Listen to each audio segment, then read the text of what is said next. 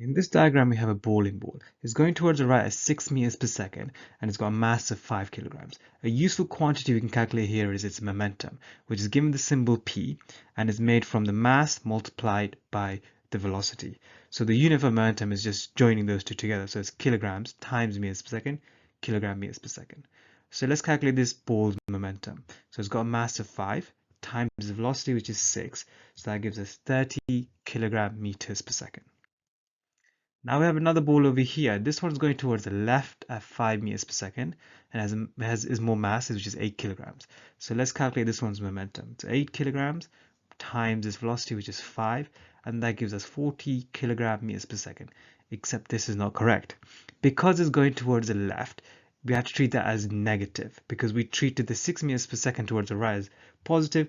Because going the opposite direction, we have to treat it as negative. So it's actually negative 40 kilograms meters per second. This is very, very important. So when you're doing momentum, remember momentum is a vector because it's made from velocity as well. So its direction is very important. So it's positive normally towards the right and negative towards the left. Upwards is normally positive and downwards can be considered negative. Okay, so why is momentum useful? Imagine a collision like this or an explosion like this. Now, using the law of conservation of momentum, we can actually calculate the velocity before and after. So law of conservation of momentum tells us the total momentum before an event, like an explosion or a collision, is equal to total momentum after an event. Okay, so there is a condition to using this equation though. You can only use this in a closed system with no external forces. So what do I mean by closed system? That means that there's nothing entering or leaving. So for example, there's no tiny debris flying off. If there is something flying off, then we'd consider the momentum of that as well. Or there's nothing from the outside entering the system.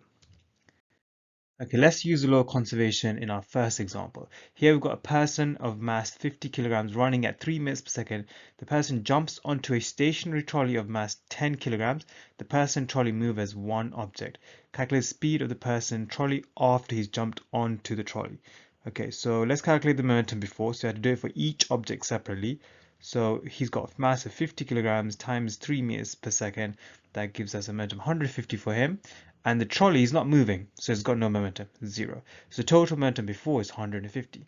Now, using the law of conservation of momentum, we know that the momentum afterwards must be the same as well, assuming it's a closed system.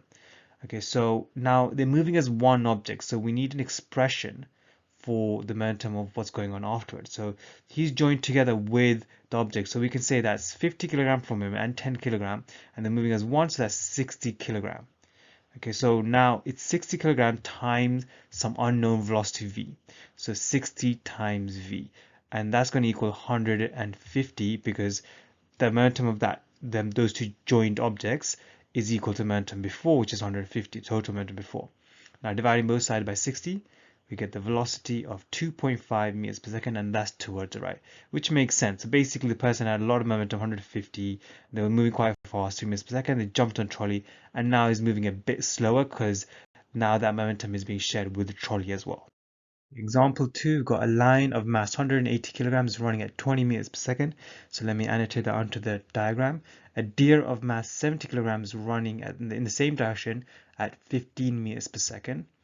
Okay, the lion grabs onto the deer and the two move as one object. Calculate the speed of the lion and deer after they collide. Okay, we need to break this question down into before and after because that's how we do the law of conservation of momentum. So let's calculate the momentum of each object before. So we had the lion, which is 180 times 20, and I put a positive there to emphasize that it's going towards the right. Okay, then let's do the deer, 70 times 15. We have to add them together because to calculate the total momentum. And this total momentum is going to equal total momentum afterwards, according to the law of conservation of momentum, provided we're in a closed system, which we're going to assume we are.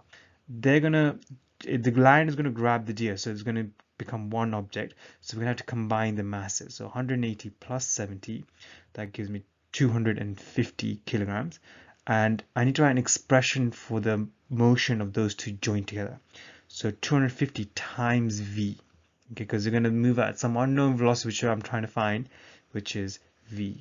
Okay, so I'm going to make that equal to the total momentum before, and now divide both sides by 250, and that means I get a velocity of 18.6 meters per second towards the right. It's going to be positive as well, after they collided together. A final example here, two gliders are moving on an air track. Glider A has a mass of 1.2 kilograms and is moving at 3 meters per second. Glider B has a mass of 2.5 kilograms and is moving at 1.8 meters per second. However, glider B is moving towards the left. Okay, when the two gliders collide, they stick together and move as one object. Calculate the speed of the combined gliders. Okay, so let's break this question down to before and after, just like before. Okay, and then we're going to calculate the momentum of glider A first, so 1.2 times 3, and that's positive 3.6. Now glider B is going towards the left, so I have to be careful here. So 2.5 times 1.8, but it should be negative 1.8. That gives us a momentum of minus 4.5 kilogram meters per second towards the left. So now we can see the total momentum is actually towards the left, because the momentum of the glider B is bigger than the momentum of glider A. So if we add this together, we get minus 0.8 kilogram meters per second, and that tells us that actually at the end of this question we should be getting a negative answer, showing that the overall motion is towards the left. Okay, so let's transfer that over to the other side afterwards because momentum will be conserved. Now the mass are going to be joined together, so 1.2 kilograms plus the 2.5 kilograms, that gives us 3.7 kilograms, and it's going to move at some unknown velocity v. So we're going to multiply that total mass with some unknown velocity v, and let's equate these things together. So minus 0.9 equals 3.7 v. Okay, and then rearrange, and we get a speed of minus 0.24 meters per second, and that's going to be towards the left because the momentum of the red was bigger than that of the blue.